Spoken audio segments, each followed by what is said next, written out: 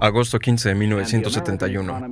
La fuerza de la moneda de una nación se basa en la fuerza de la economía nacional del país, y la economía estadounidense hasta ahora es de lejos la más fuerte del mundo. En consecuencia, he ordenado al secretario de Tesoro tomar las acciones necesarias para defender el dólar contra los especuladores. He ordenado al secretario Connally suspender temporalmente la convertibilidad del dólar en oro o en otros activos de reserva, excluyendo en cantidades y condiciones determinadas en interés de la estabilidad y en el interés para los Estados Unidos. El 15 de agosto de 1971 se quedará como un evento importante en la historia de la economía por muchos años, muchas generaciones. De hecho, dentro de cientos de años se recordará este día.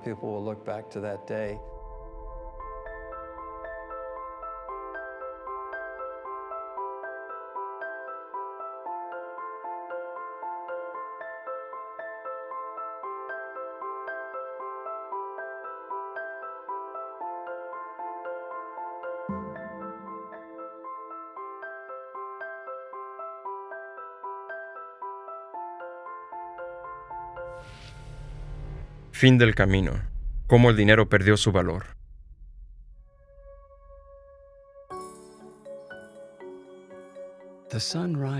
El sol sale hoy como lo ha hecho muchas veces antes.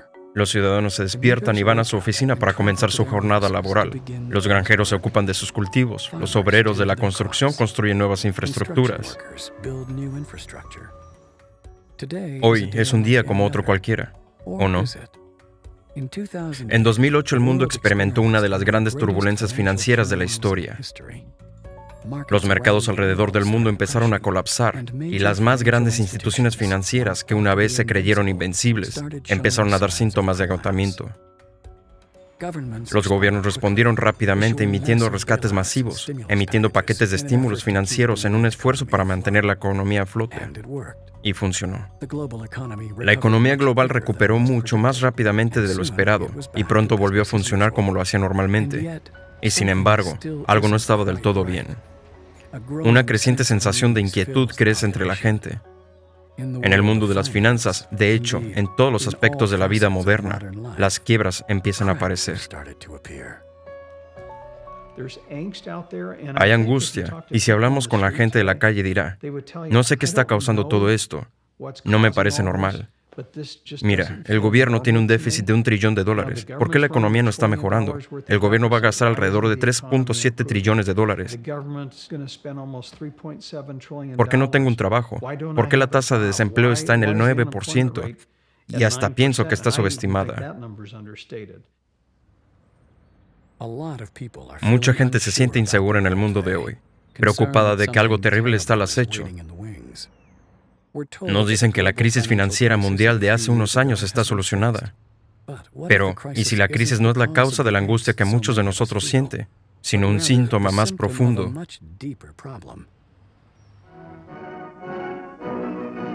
Las Naciones Unidas organiza la Conferencia Monetaria y Financiera. En Bretton Woods, New Hampshire, delegados de 44 países aliados y asociados llegaron para la inauguración de la Conferencia Monetaria y Financiera. Nuestra historia comienza en 1944, con la Segunda Guerra Mundial llegando a su fin. Las naciones aliadas se encuentran en Bretton Woods, New Hampshire, para crear un nuevo sistema financiero que diera estabilidad al mundo una vez la guerra acabase. Con Estados Unidos a punto de entrar en la edad dorada de la prosperidad del dólar americano, eligiéndose este como divisa de reserva mundial. El sistema de Bretton Woods fue creado después de la Segunda Guerra Mundial en la Conferencia de Bretton Woods, en New Hampshire, y en lugar de usar el oro como medio de intercambio entre países como se hacía con el antiguo patrón oro, se usaría el dólar, y se usó este porque entonces era tan bueno como el oro. Bajo este nuevo sistema, los países acordaron fijar sus monedas al dólar estadounidense, el cual estaría ligado al oro a un precio de $35 la onza. Esto significó que los países del mundo podrían cambiar sus divisas por dólares estadounidenses y luego cambiarlos por oro. Esto creó un sistema donde todas las monedas estarían respaldadas por el oro. Para evitar la logística de enviar físicamente el oro por todo el mundo cuando los países cambiaran sus monedas por este, se almacenaría de forma segura en los Estados Unidos. Bajo el sistema de Bretton Woods podías cambiar tus dólares por oro. Ahora solo es posible para países extranjeros y bancos centrales. Y empezamos a ejecutar los déficits presupuestarios. Estábamos ejecutando el programa Gran Sociedad bajo la presidencia de Lyndon Johnson. Estábamos luchando en Vietnam y de repente teníamos estos déficits y los países estaban cambiando sus dólares y decían que querían oro, empezando por Francia, expandiéndose al resto de los países. Con todos los nuevos sistemas de gasto de los Estados Unidos, empezó la preocupación en otros países de que Estados Unidos empezara a gastar más dinero del que tenía en reservas de oro. Empezaron a cambiar sus dólares por oro y demandaron la entrega física del metal, ya que intuían que se estaba imprimiendo más dólares de lo que el oro respaldaba. Para evitar esta salida de oro, el presidente Nixon pidió una suspensión de emergencia del sistema de convertibilidad del oro.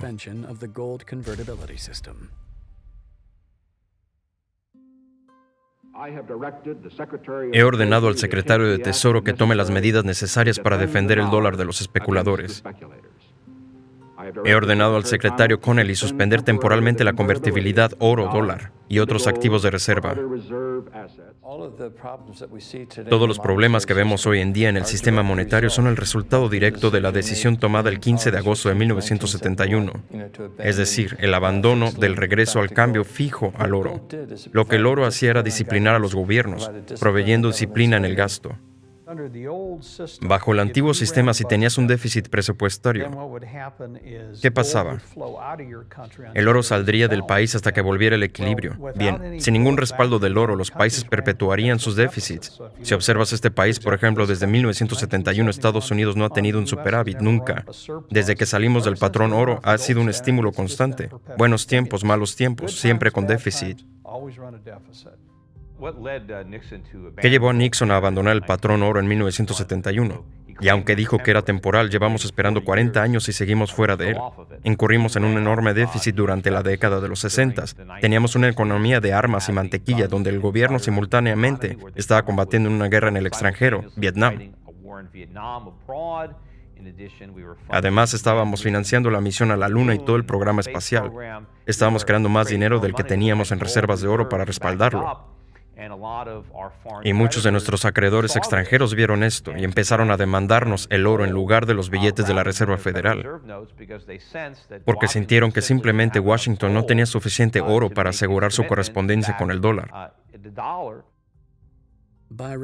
Al eliminar el vínculo entre el oro y el dólar estadounidense, el presidente Nixon creó el sistema donde todas las divisas no estaban respaldadas por nada. Esto se conoce como moneda fiduciaria. La moneda fiduciaria es una moneda que no está respaldada por nada, excepto por la promesa del gobierno.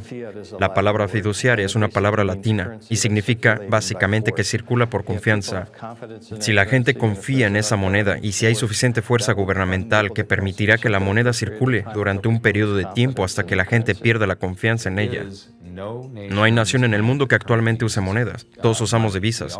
Llegará un momento en el que todo el mundo conozca la diferencia. El dinero es un medio de cambio y la forma en que ha evolucionado es que siempre tiene un valor intrínseco. Hasta la edad moderna, cuando los políticos decían, bueno, ya no necesitamos nada de valor intrínseco nunca más. Todo lo que necesitamos es un decreto político en el que podamos decir que esto es dinero, este papel es dinero. Ahora el dinero tiene una nueva característica, pero bajo todo este concepto subyace el mismo concepto, y que nadie parece discutirlo.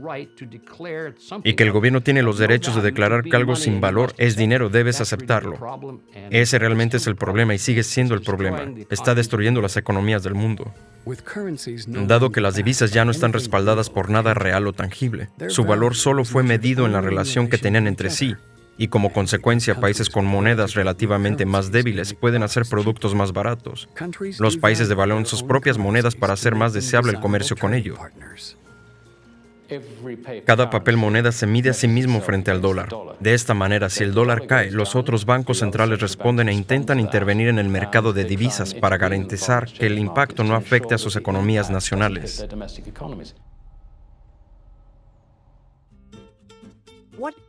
¿Qué es el esquema Ponzi? El esquema Ponzi es un esquema de inversión fraudulenta que promete altos rendimientos para los inversores con bajo o ningún riesgo. Suena demasiado bien para ser cierto, ¿verdad? Eso es porque lo es. En un esquema de inversión legítimo, el dinero es usado para construir, bien típicamente a través de negocios como carteras de acciones o bienes raíces. Con el tiempo, esto genera suficientes ingresos para devolver al inversor su inversión inicial, más alguna ganancia. Un esquema Ponzi, por otro lado, promete grandes ganancias rápidamente. ¿Cómo lo lleva a cabo? En lugar de utilizar el dinero para crear riqueza, en un esquema Ponzi simplemente trae a más inversores para pagar a los inversores anteriores, y a estos nuevos inversores también se les promete grandes beneficios. El esquema debe encontrar un grupo cada vez mayor de inversores para pagar a los anteriores. Mientras tanto, los creadores del esquema sacan dinero de cada grupo de inversores. Debido a que un esquema Ponzi no genera ninguna riqueza por sí mismo, tienen constantemente que traer grupos más y más grandes de inversores para que funcione. Llega el momento en el que no entran más inversores o un gran número de los que están retiran todo su dinero al mismo tiempo. El esquema se desploma por sí solo. En este momento, el responsable de este esquema ya ha desviado tremendas cantidades de dinero para sí mismo, mientras que los inversores se quedan sin dinero y sin suerte.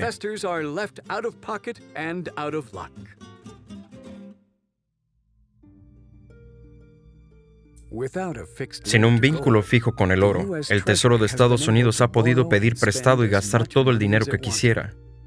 Cuando el gobierno de Estados Unidos necesita dinero, toma un préstamo de la Reserva Federal. La Reserva Federal imprime la cantidad requerida para el préstamo y recibe un IOU del Tesoro de Estados Unidos. Estos IOUs se llaman bonos del gobierno.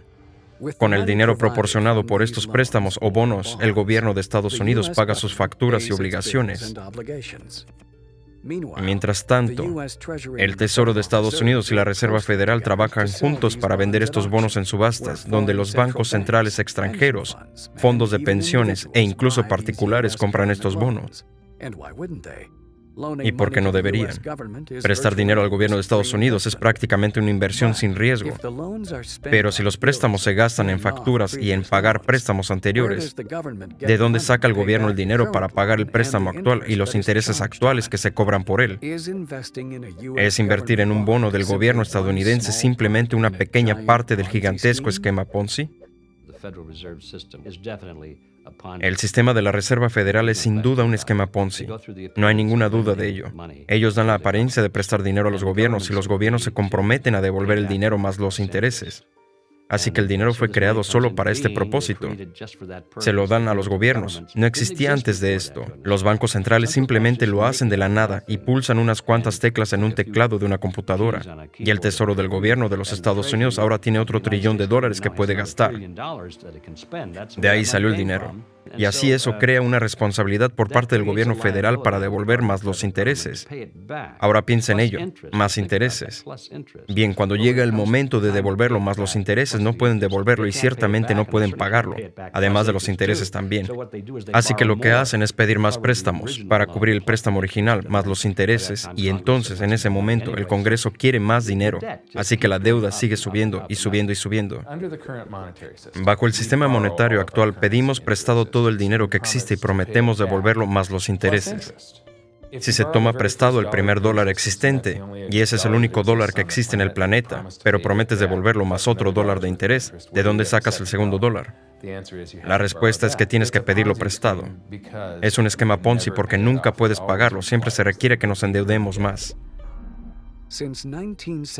Desde 1971, los Estados Unidos han tenido déficits comerciales con el resto del mundo, lo que significa que hemos estado comprando muchos más productos del resto del mundo de lo que ellos nos han comprado a nosotros.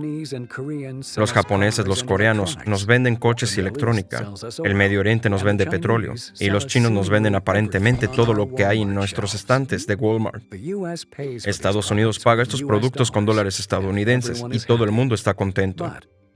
Pero si los países cambiaran esos beneficios valorados en dólares a sus propias monedas, sus divisas se apreciarían y sus mercados serían menos deseables para comerciar con ellos. En cambio, los países invierten sus ganancias en dólares comprando bonos del gobierno de Estados Unidos.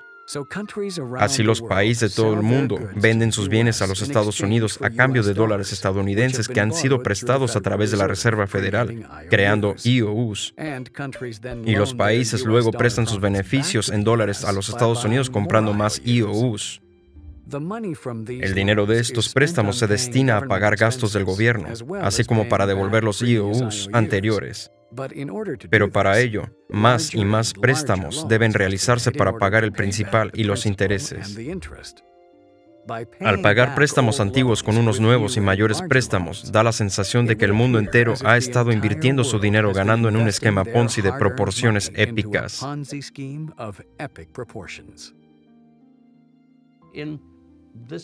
En este negocio de crear dinero para los gobiernos federales y nacionales de todo el mundo, si no continuara creando un nuevo dinero en cantidades cada vez mayores, todo el mundo colapsaría porque de ahí viene el dinero para pagar los préstamos anteriores.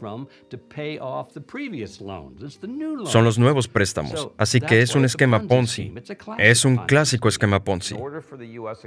Para que la economía de Estados Unidos funcione, tenemos que pedir prestado más y más dinero del resto del mundo. Y cuanto más dinero nos prestan hoy, más dinero tendrán que prestarnos en el futuro. Y si alguna vez dejan de prestárnoslos, todo se derrumbará y no podremos devolverlo.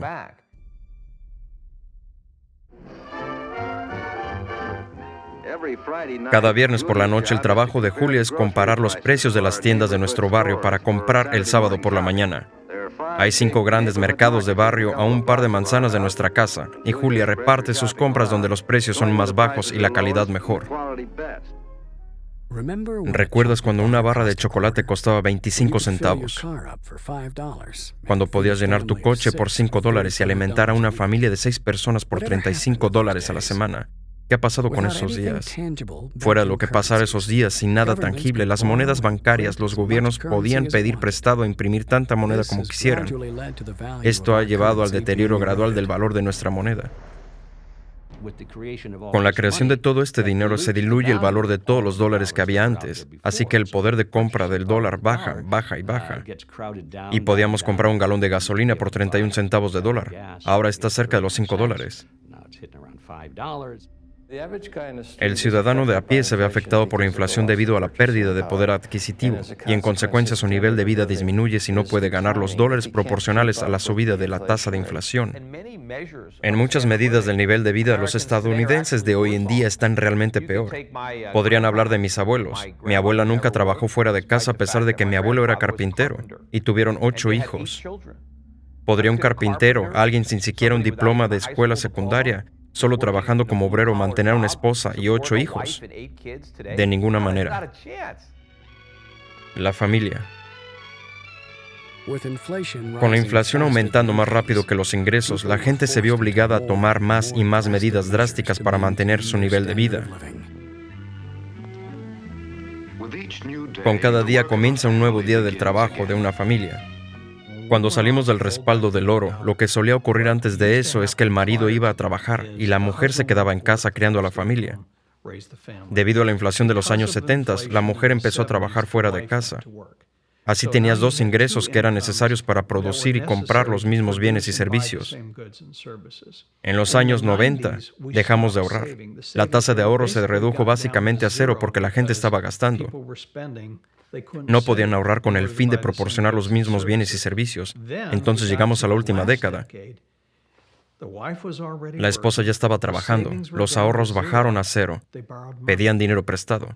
Y así hemos pasado de 2 asalariados deshaciéndose de su ahorro a pedir dinero prestado para mantener el incremento de la inflación.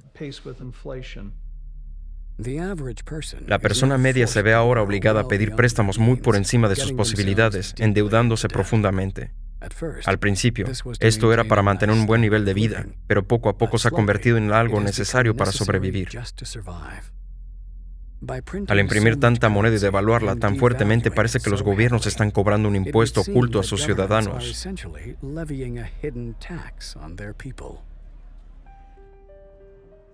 Los bancos centrales intentan decir que un 2% o un 3% de inflación es algo bueno y lo convierten en un objetivo, Pues bien, si sigue siendo un impuesto, ¿por qué un 2% de inflación o un 3% es mejor para el país que no tener inflación? Se dirá, por supuesto, que la deflación, y se te dirá que la gente le gusta sentir que su dinero, o sus trabajos, o sus salarios van a subir un 2%, al menos es algo, cuando en realidad ese 2% es un robo, y lo que reciben está bajando en esa cantidad. Estamos viviendo inflaciones estos días. Quiero decir que si dicen que el IPC, o lo que sea, es el 2 o 3%, cualquiera que haya vivido sabe que la inflación es mucho más allá de eso, probablemente de 2 dígitos. El poder adquisitivo del ciudadano medio se ha deteriorado drásticamente, pero los gobiernos han distorsionado las cifras de sus informes para que parezca mucho más baja de lo que en realidad es. Se hace una curiosa distinción que la mayoría de la gente no entiende entre la inflación núcleo y la inflación subyacente. La inflación núcleo es, hay un objetivo básico del 2% en el que no se tiene en cuenta. Y si la inflación subyacente, donde sí se incluyen otros tipos de cosas como los precios de la energía y las repentinas subidas de impuestos, entre otros. La tasa de inflación está sesgada. Usan todo tipo de artificios para hacer que la tasa de inflación parezca más baja de lo que en realidad es. Si el gobierno de Estados Unidos estuviera utilizando el mismo modelo de IPC que usaban cuando el presidente Carter estaba en la Casa Blanca a finales de 1970, la tasa de inflación hoy en día de los Estados Unidos sería de un 9 o un 10%. Así de mal se ha devaluado la moneda. Ahora, la razón por la que lo hacen es que mucha inflación ajustada a las responsabilidades financieras del gobierno de Estados Unidos que tiene, para pagar, por ejemplo, a gente del sistema de seguridad social, y sobre una base ajustada a la inflación, si mantienen la tasa de inflación baja acorde a su propia estadística, significa que ellos están pagando menos, significa que el déficit presupuestario es menor. La próspera metrópolis de Toledo es uno de los mayores centros de vidrio del mundo. En Akron, la quinta ciudad más grande del estado, se ocupa principalmente del caucho. Akron es la capital de la fabricación del caucho del país y del mundo. Su propio nombre es sinónimo de caucho. En una economía global en la que las monedas se miden solo entre sí, los países son capaces de bajar artificialmente el valor de su propia moneda, haciendo sus propias industrias más competitivas. Un país con una moneda débil puede abaratar los productos y hacer que sus centros industriales enteros se trasladen del país. Este efecto se ha visto innumerables veces en ciudades de todo el mundo, algunas de las cuales no se han recuperado aún de esa pérdida de base industrial. Pienso que un chico en la calle es un tipo frustrado. Ellos dicen, Dios, fui a la universidad, no tengo trabajo, no puedo encontrar un trabajo, gasté todo mi dinero en pagar los préstamos estudiantiles. Me cuesta vivir. El sistema de Reserva Federal me dice que no hay inflación, y sin embargo voy a la tienda y veo que el precio de la leche sube, los huevos, la carne, voy a por gasolina y cuesta más. Realmente ellos no entienden cómo todo esto les afecta a nivel personal.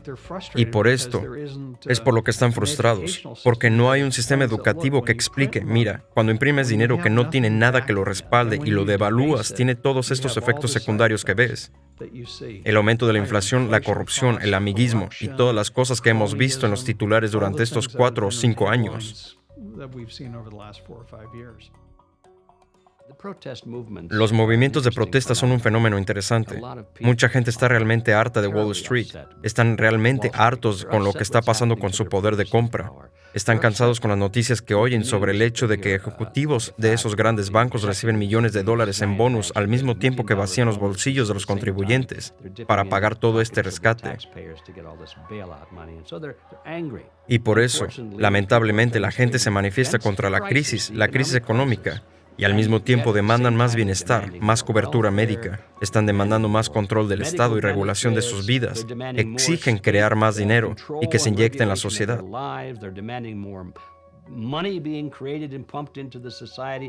No se dan cuenta de que esto es lo que les ha llevado a salir a las calles a mostrar su enfado.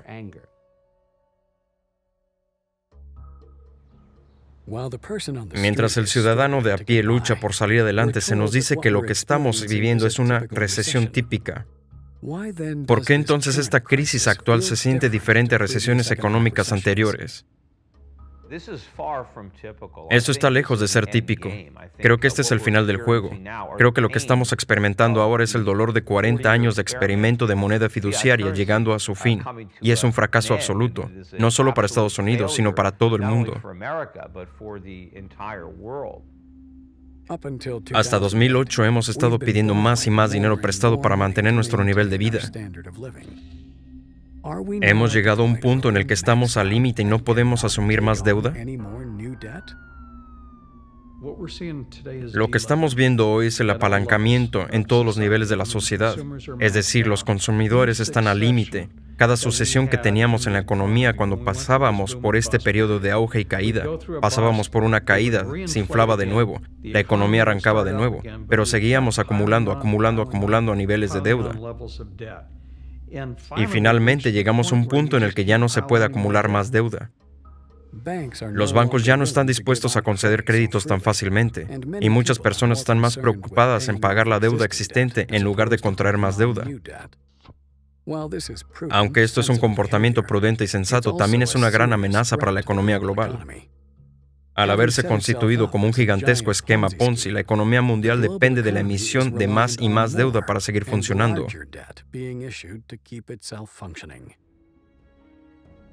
Si tratas de vivir dentro de tus posibilidades y comprar solo con la cantidad de dólares que tenemos hoy, el pago de los intereses sobre ellos colapsaría la oferta de divisas. Así que continuamente tenemos que pedir prestadas más unidades de moneda para la supervivencia de cada mes de la que usamos para pagar la deuda. El sistema tal y como está estructurado actualmente es que tienen que seguir expandiendo la oferta monetaria, de lo contrario el sistema muere. Los políticos y los expertos hablan de vivir dentro de nuestras posibilidades y de pagar la deuda.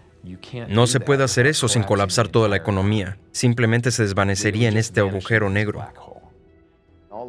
Todos los políticos están en una situación en la que no acuden al rescate. Podríamos tener un cierre de la noche a la mañana, pero no quieren pensar que esto pueda ocurrir mientras están en el poder. Siempre existe el deseo de seguir adelante. Y ya conocen la expresión, patada hacia adelante, que es realmente lo que estamos haciendo. El problema es que nos estamos quedando sin carretera. Ya no hay lugar a otra patada. Tenemos que lidiar con el problema. Y no es un simple problema, porque cada vez que se repite esta actitud, desgraciadamente se hace más grande. Ahora es un problema enorme y nos aplastará. Aunque la crisis financiera de 2008 puede haber sido la primera agonía del esquema Ponzi, los gobiernos de todo el mundo no estaban dispuestos a sentarse y dejar que fracasara. Así que retrasaron el inevitable colapso empujándolo hacia abajo, mediante el rescate de las instituciones financieras, comprando hipotecas tóxicas y asumiendo la deuda en nombre de los ciudadanos. En 2009 y 2010, lo que ocurrió fue que la crisis se tapó con rescates, garantías, impresión de dinero, expansión de la oferta monetaria, etc. Los gobiernos pueden hacer eso. Quiero decir que no hay que subestimar la capacidad de los gobiernos para dictar resultado a corto plazo, pero a largo plazo ninguno de los problemas se han resuelto. Las deudas incobrables siguen ahí, los bancos siguen siendo insolventes, los bancos no están bajándose de la nube, la economía no está creciendo realmente, no hemos resuelto nada. Al comprar su salida de esta crisis creando dinero de la nada, inyectándole en la economía y diluyendo el poder adquisitivo, no están realmente resolviendo el problema. Lo que están haciendo es dar una patada, un poquito cada vez, hacia el futuro y empeorar la situación.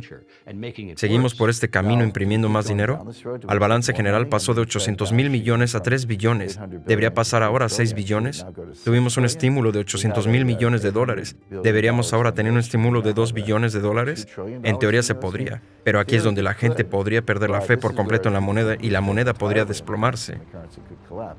La impresión del dinero por parte de la Reserva Federal puede ayudar a apuntalar la economía a corto plazo, pero ¿hay consecuencias a largo plazo como consecuencias de esta impresión de dinero a gran escala?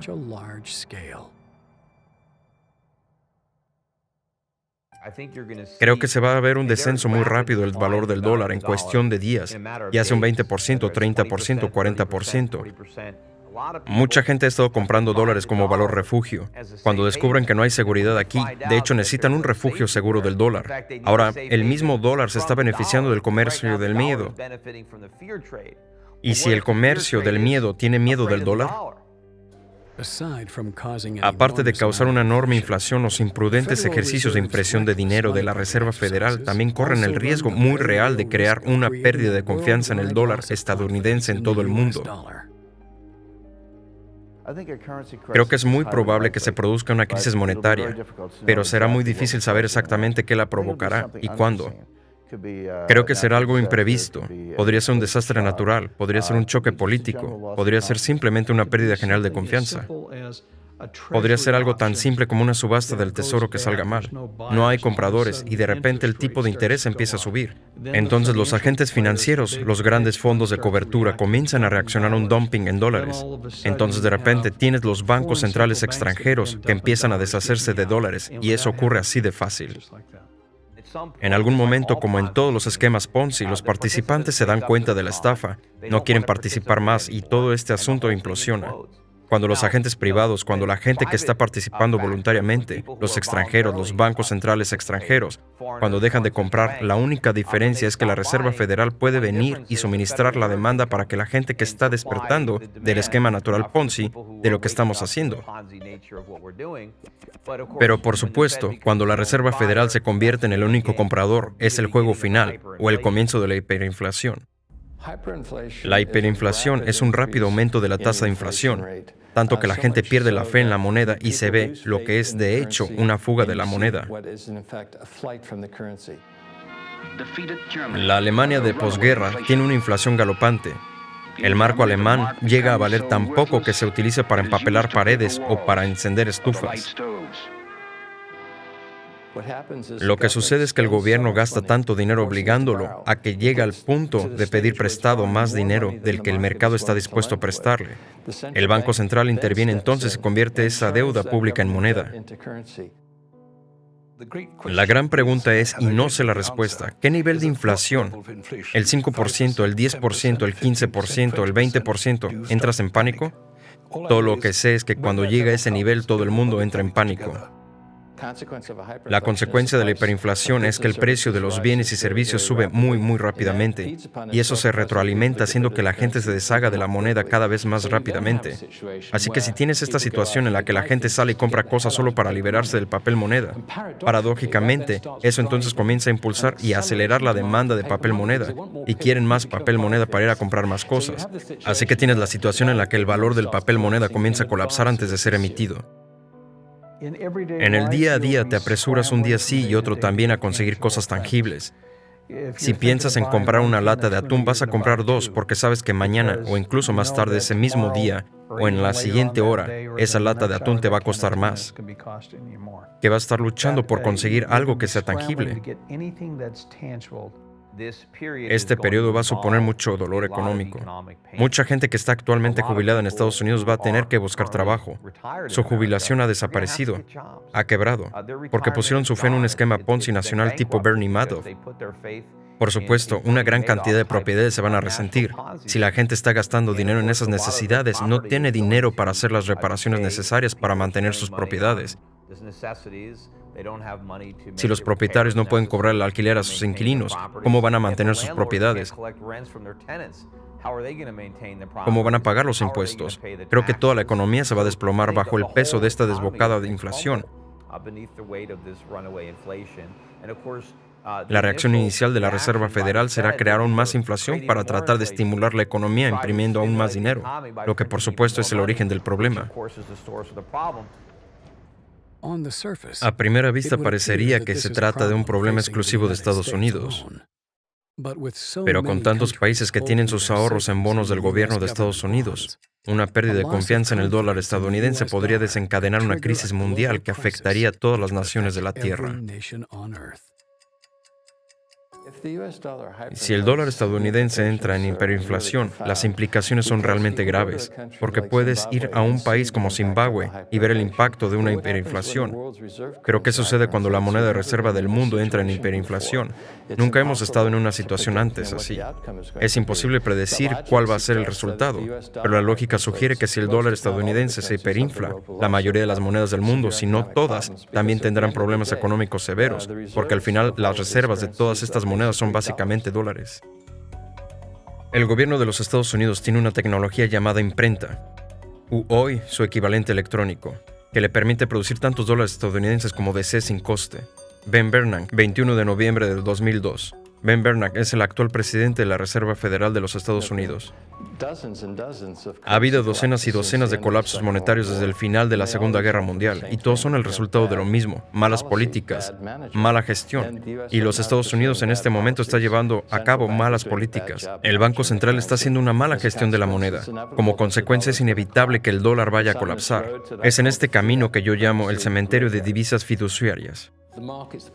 Los mercados de los sectores privados, como quiera decirlo, la gente de repente se mueve en un instinto de manada, de repente entienden las cosas, y esto puede ocurrir de la noche a la mañana, realmente puede. Así que el momento de esto es, creo, muy difícil, si acaso imposible para nosotros predecirlo. Pero me gustaría señalar que existe el peligro de que, uso una metáfora, una mañana nos despertemos y encontremos un mundo muy diferente. Puede que no sea una mañana, puede ser una semana, un mes, no lo sé. Pero cuando ocurra, creo que ocurrirá muy rápidamente y no podremos predecir cuándo.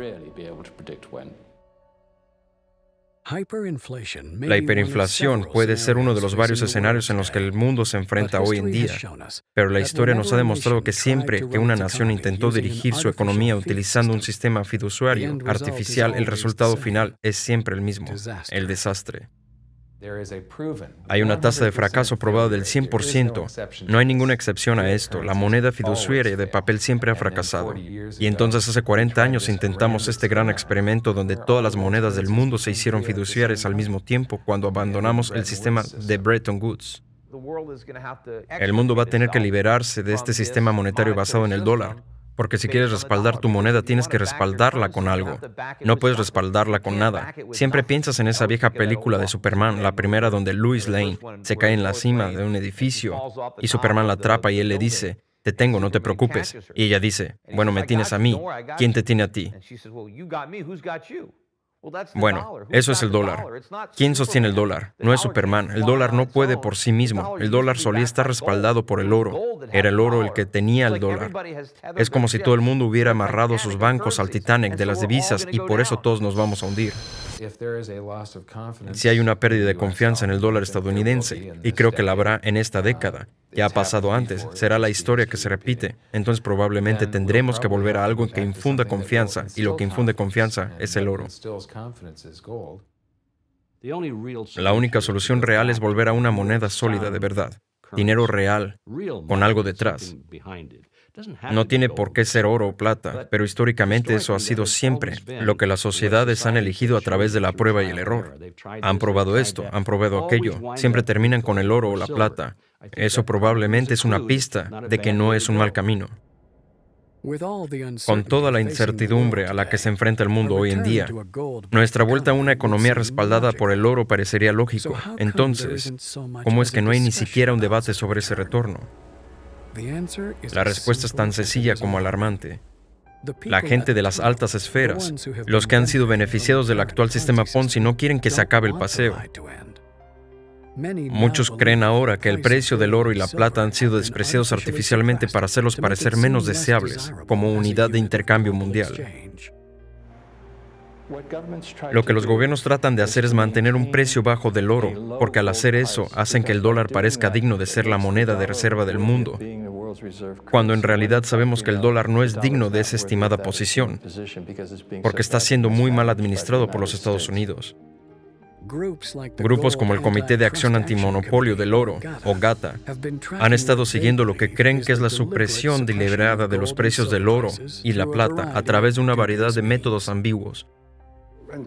En 12 años hemos acumulado nada más que pruebas del apoyo a la manipulación del precio del oro.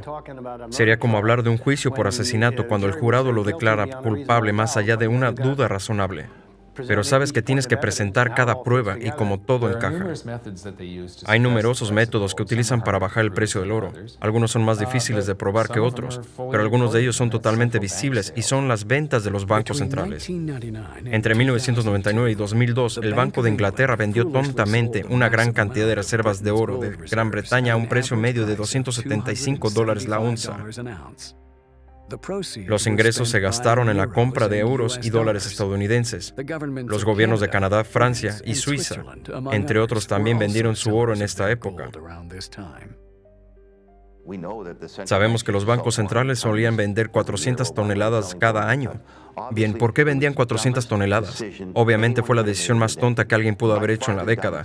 De lejos, la más tonta. Pero lo hacían todos los años, vender 400, vender 400. Ahora el oro va de 300 a 1,600, casi 1,700. ¿Por qué estaban vendiendo el oro? Porque estaban tratando de mantener el precio bajo. Así que fue una cosa coordinada para mantener a todos enfocados en creer en las monedas. Alan Greenspan, en su testimonio ante el Congreso, admitió que estaban manipulando el precio del oro cuando dijo: "El Banco Central del mundo está listo para arrendar oro en cantidades crecientes", lo que significa que ya lo estaban haciendo. Deberían subir el precio del oro, lo que significa que el objetivo era bajar el precio del oro. Así que ya lo estaban haciendo, y su objetivo era suprimir el bajar del oro. Lo admitió en su testimonio ante el Congreso. Aunque los bancos centrales pueden vender legalmente las tenencias de oro de su país, también pueden haber estado atacando al precio del oro utilizando algunos métodos bastante cuestionables. Algunos investigadores creen que los bancos centrales occidentales han estado prestando el oro de su país a los bancos de lingotes. Un banco de lingotes es una institución que vende oro con la intención de volver a comprarlo en algún momento en el futuro a un precio más barato. Con los ingresos de esta venta de estos bancos, se sabe que compran bonos del gobierno de Estados Unidos. Aunque esto no es un problema en sí mismo, los bancos centrales declaran el oro que tienen y el que han prestado a estos bancos de lingotes en una sola partida. Así, mientras un banco central puede afirmar que tiene una cierta cantidad de oro en reserva, gran parte de ese oro puede estar en préstamo a un banco de lingotes que puede haber vendido el oro a cambio de bonos de Estado. Un medio de intervención en el mercado del oro es el préstamo de oro a los llamados bancos de lingotes, y ellos lo venden en el mercado. Esto reduce el precio como si los bancos centrales lo vendieran directamente, pero este préstamo no aparece en los libros de los bancos centrales.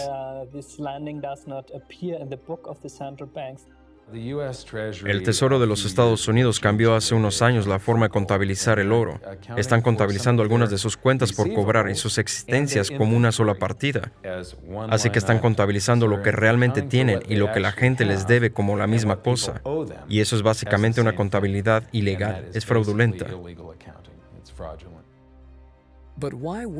Pero, ¿por qué esforzarse tanto en mantener bajo el precio del oro y la plata? ¿Por qué los precios saludables del oro y la plata amenazan con colapsar el esquema Ponzi? Existe esta relación competitiva entre el oro y las monedas nacionales porque el oro es el único competidor de una moneda nacional. El oro es dinero y estas monedas nacionales son sustitutos de dinero que circula en lugar del oro. El dinero fiduciario le da el poder al gobierno. El dinero real mantiene el poder con el pueblo, porque cuando se tiene dinero real, el gobierno está limitado. Solo puede gastar lo que recauda y el público se resistirá a pagar los impuestos. Pero si el gobierno puede simplemente imprimir y pedir prestado, hay mucho menos resistencia. Así que es mucho más fácil para el gobierno expandirse cuando puede prometer algo a cambio de nada.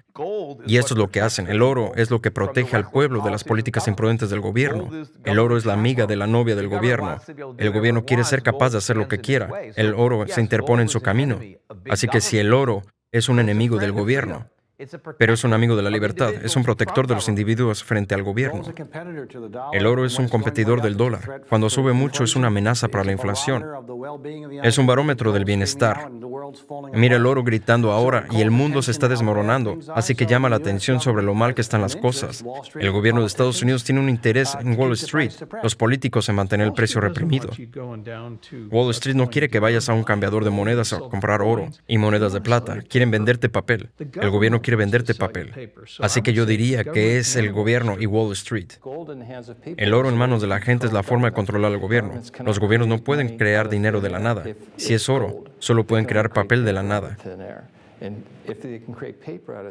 Y si pueden crear papel de la nada, pueden usar ese papel para hacer guerras o pueden usar ese papel como artificio político para enriquecer a sus amigos. En consecuencia, los gobiernos han estado luchando contra el oro durante todo el siglo. A pesar de este deseo de mantener el oro y la plata a la baja, la reciente inestabilidad de los mercados ha hecho que la demanda de oro y plata se dispare. Esto a su vez ha expuesto un problema más profundo, problema en los bancos centrales. El problema al que se enfrentan ahora los bancos centrales de Occidente es que han vendido un montón de oro para tratar de suprimir el precio del oro. Ahora están avergonzados por el hecho de que los bancos centrales que no están en ese cartel original son ahora compradores muy entusiastas de oro. Y estamos hablando de los chinos, estamos hablando de los rusos, los indios, estamos hablando incluso de México. Todos estos bancos centrales que no son de la corriente principal, no son parte, si quieres, del club superior de miembros del banco de acuerdos internacionales. Ya sabes, los pequeños en ese contexto están recogiendo cientos de toneladas de metal. Para suprimir el precio del oro, los bancos centrales occidentales han tenido que vender o prestar las reservas de oro de sus países. Pero como el oro que venden rara vez sale de sus bóvedas, nadie puede estar seguro de que no están vendiendo o prestando más oro del que poseen físicamente. Si esto es cierto, entonces podría ser una de las mayores estafas jamás perpetradas en la historia. Una estafa masiva perpetrada no por individuos, sino por gobiernos enteros. El oro del Banco Central, la mayor parte se encuentra en la Reserva Federal de Nueva York y el Banco de Inglaterra. Está en el sótano de estos dos lugares y en realidad no se mueve cuando un país está haciendo la liquidación internacional. Básicamente toman una barra de este montón y lo ponen en este otro. O simplemente cambian las etiquetas. O es solo una entrada del libro de registro de contabilidad. Excepto que haya habido una contabilidad bastante creativa en todo este oro, y dudo mucho. No creo que todo esté ahí. La pregunta queda, si todo el mundo, especialmente los grandes agentes financieros, quisiera todo su oro al mismo tiempo, es físicamente imposible hacerlo. La mayoría del oro que existe en el planeta tiene más de una demanda de propiedad sobre cada onza de oro. Hay varias personas que piensan que han titulado esa misma onza de oro. He dicho muchas veces, una y otra vez, que si no puedes tenerlo en tus manos, no eres dueño. El juego no puede seguir para siempre, porque tarde o temprano la gente va a demandar su oro o plata física, y eso ya está ocurriendo. La falta de responsabilidad en la venta de oro por parte de los bancos centrales occidentales no ha sido una preocupación hasta ahora, pero como cada vez más compradores de oro han empezado a exigir la entrega física, los bancos centrales que han sobrevendido o prestado el oro de su país se verán envueltos en un gran escándalo. El resultado de esta actividad fraudulenta significa que los compradores de oro, ya sean particulares, fondos de pensiones o de cobertura, o incluso naciones enteras, podrían ser estafados por miles de millones de dólares. Es un poco similar al escándalo de Murdoch aquí en Fox News en Londres. El escándalo Madoff. Es una relación incesante entre la prensa, mucho dinero y los políticos, y desgraciadamente estas cosas no se corrigen hasta que estallan. Madoff explotó, Madoff se estalló, Murdoch estalló. El mercado del oro va a estallar y creo que será un escándalo más grande que cualquiera de ellos, porque es una situación financiera mundial.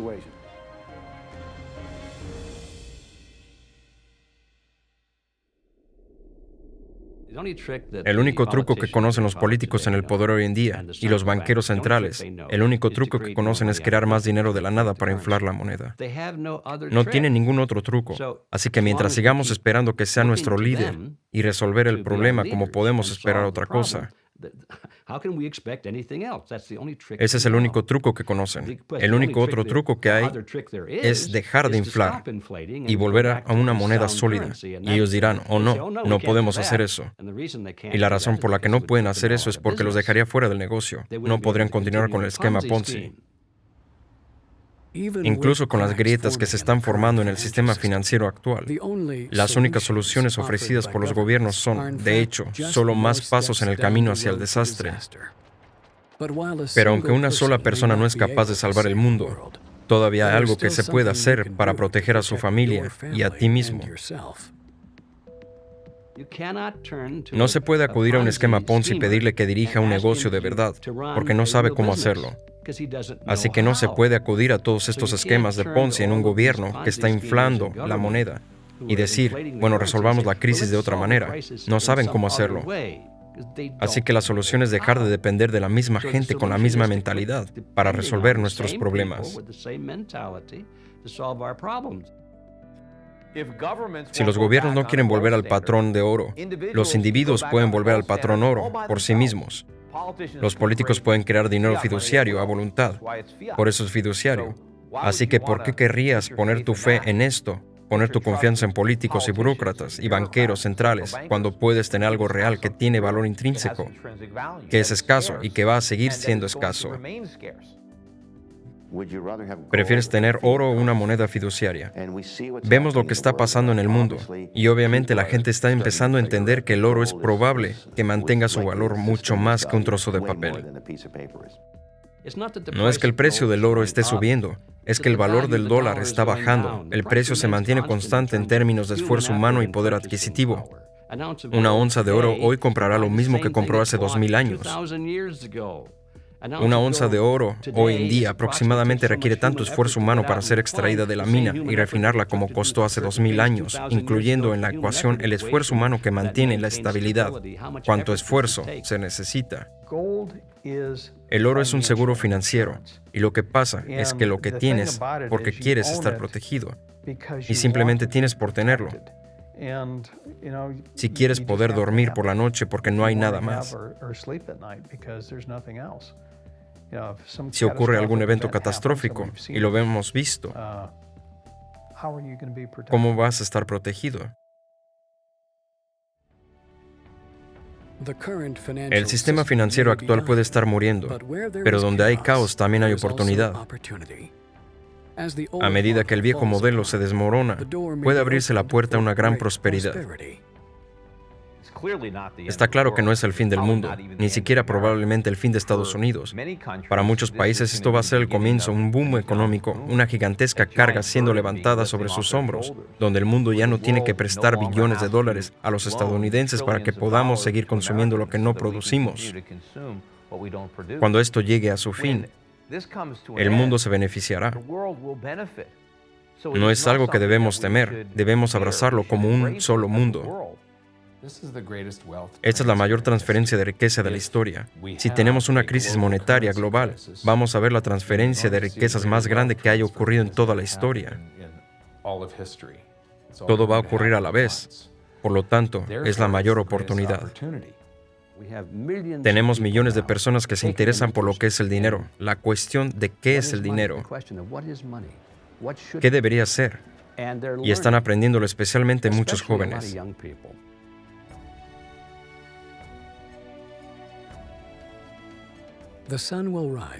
El sol saldrá mañana como lo ha hecho 1.000.000 de veces antes.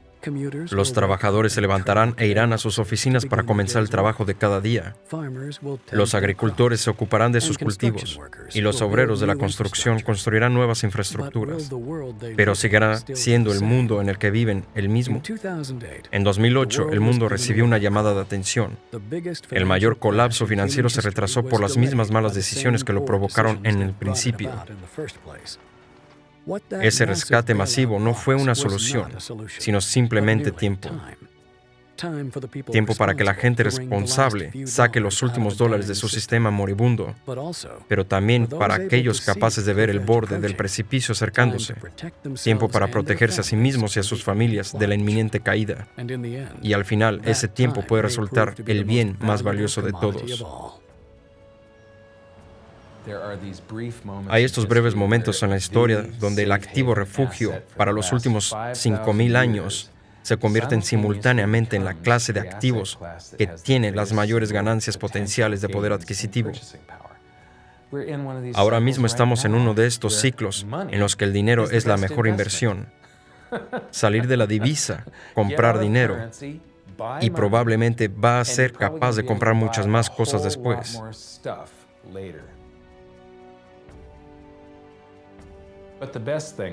Pero lo mejor que la gente puede hacer de todo eso es realmente asumir su propia responsabilidad, olvidándose de la educación financiera. Esto es lo más importante.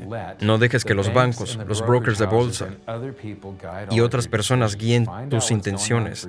Descubre lo que está pasando por ti mismo. Empodérate.